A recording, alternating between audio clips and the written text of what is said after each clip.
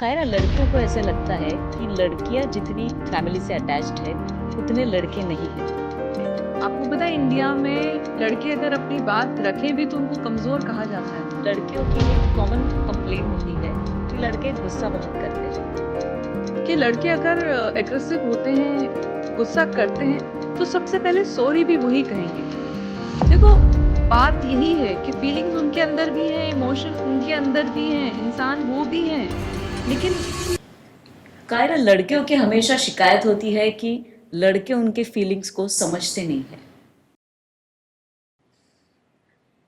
पूनम, लड़के फीलिंग्स को समझते तो हैं बट उनको रिस्पॉन्स करना नहीं आता, क्योंकि लड़कों के साथ बेचारों के बचपन से ही ऐसा रहा है कि उनकी अपब्रिंगिंग, उनकी परवरिश के टाइम उन्हें यही सिखाया जाता है कि आप लड़के हो, आपको स्ट्रांग रहना है, आपको बड़े होके घर की रिस्पॉन्सिबिलिटी संभालनी है, आपको पैसे कमा कर लेकर आना है, आपको इमोशनल नहीं होना है, अगर घर में किसी की डेथ हो जाए तो आपको रोना नहीं है, आप मर्द हो, आपको हमेशा स्ट्रांग बन के रहना है।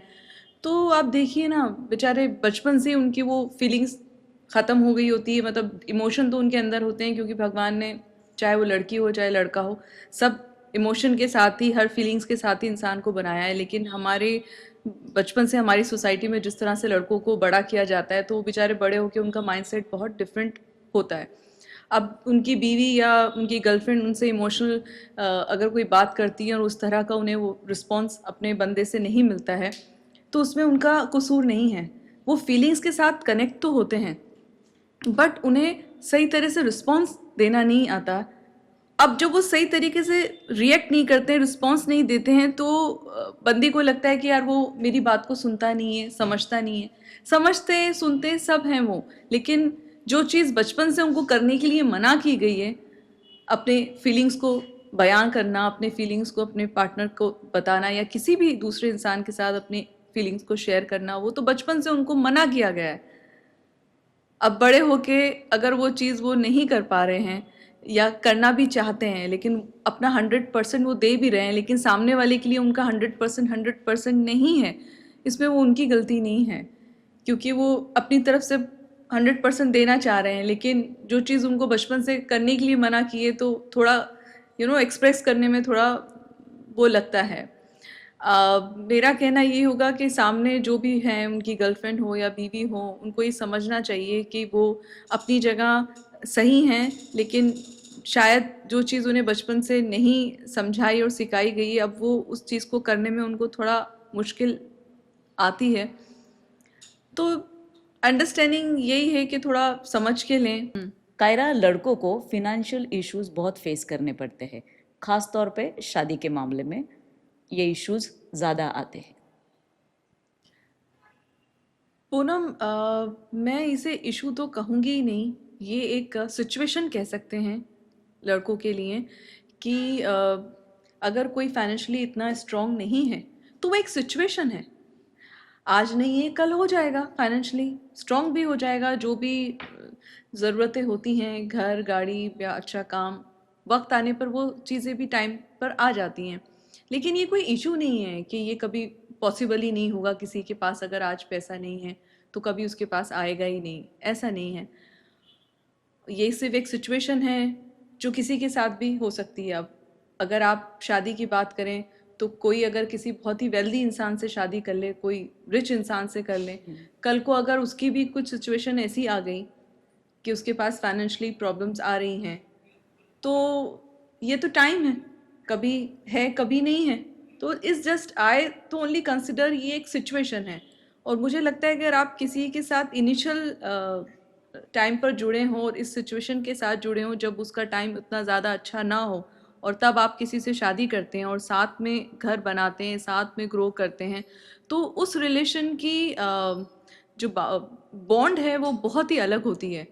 तो इसे कभी भी इशू नहीं मानना चाहिए, इसे सिर्फ एक वक्तिया तौर की सिचुएशन समझना चाहिए जो आगे जाकर सॉल्व हो जाएगी। कायरा, लड़कियों की एक कॉमन कंप्लेन होती है कि लड़के गुस्सा बहुत करते हैं।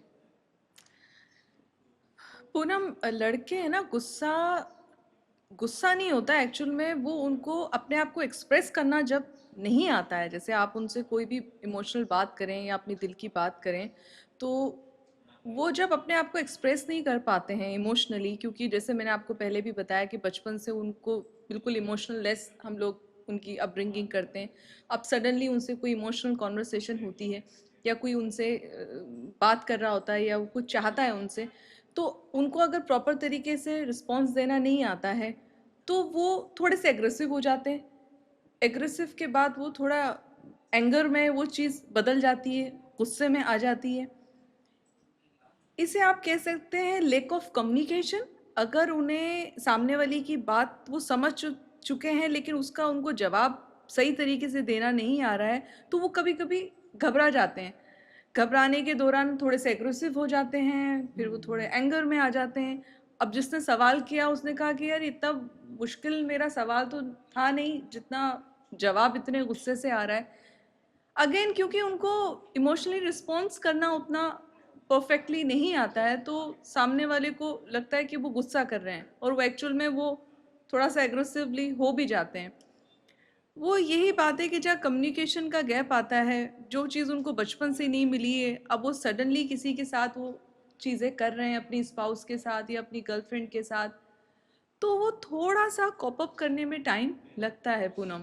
ये चीज़ को हमको भी समझना होगा कि लड़कियाँ जिस फीलिंग्स और जिस इमोशन के साथ पली बड़ी होती हैं, लड़के बिल्कुल उसके ऑपोजिट होते हैं। तो जब वो दोनों एक ही प्लेटफॉर्म पर आते हैं और जब एक ही कॉन्वर्सेशन करते हैं तो दोनों का रिस्पॉन्स बहुत अलग होता है। तो थोड़ा सा ये आप रूट कोर्स अगर पकड़ के चलेंगे ना किसी भी लड़के का, तो आपको थोड़ा समझने में आसानी होगी, ऐसा मुझे लगता है। और पूनम, आपने एक बात और देखी होगी ख़ास तौर से लड़कों के मामले में, कि लड़के अगर एग्रेसिव होते हैं, गुस्सा करते हैं, तो सबसे पहले सॉरी भी वही कहेंगे। 100 में से 80% लोगों को मैंने देखा है अभी तक कि पहल लड़के ही करते हैं, क्योंकि इनडायरेक्टली उनको पता होता है कि जो हमने रिएक्ट किया है वो उतना रिएक्ट करने की ज़रूरत नहीं थी, तो उतना गलत बोलने की हमें ज़रूरत नहीं थी। वो सबसे पहले उनको रियलाइज़ भी हो जाता है। देखो, बात यही है कि फीलिंग्स उनके अंदर भी हैं, इमोशन उनके अंदर भी हैं, इंसान वो भी हैं, लेकिन बचपन से उनको ये नहीं बताया गया कि तुम्हें भी हक है ये सारी फीलिंग्स को एक्सप्रेस करने का, अच्छे से कम्युनिकेट करने का। आपको पता है इंडिया में लड़के अगर अपनी बात रखें भी तो उनको कमज़ोर कहा जाता है। उनको कहा जाता है अरे तुम्हें इतनी सफाई देने की ज़रूरत नहीं है।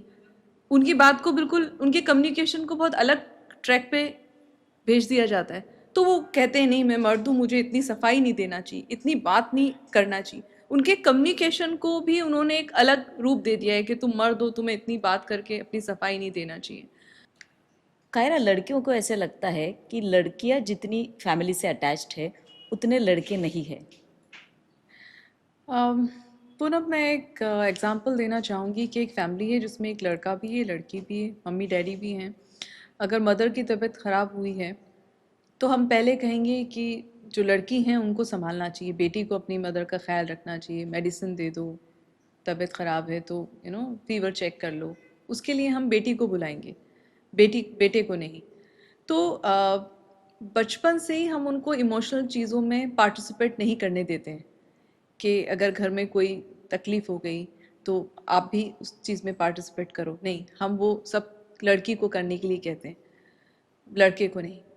उनको हमेशा मेनली चीज़ों को कि आपका काम तो बस बाहर का सब कुछ संभालना है, आप वो सब करो। तो वो धीरे धीरे इमोशनल चीज़ों से डिटैच होते जाते हैं। इसलिए मुझे लगता है कि बचपन से जो रूल या जो तरीका हम एक बेटी को बड़ा करने की में रखते हैं, वही सेम हमें लड़के के लिए भी वही रखना चाहिए। ऐसा नहीं, ये डिफरेंशिएट्स नहीं होना चाहिए, क्योंकि उसी के परिणाम बड़े होने के बाद ये निकल कर आते हैं कि फिर हमें यही शिकायत हो जाती है कि वो इमोशनल अटैच नहीं हो पाते हैं। वो उनकी गलती नहीं है, उन्हें वो करने ही नहीं दिया, तो वो अब बड़े होके वो कैसे आपकी टेक केयर करेंगे। आप वाइफ हैं, वाइफ की तबीयत ख़राब हो गई तो उसका हस्बैंड उसको कैसे संभालेगा, कैसे ध्यान रखेगा, क्योंकि बचपन से तो वो चीज़ से उसे दूर रखा गया है।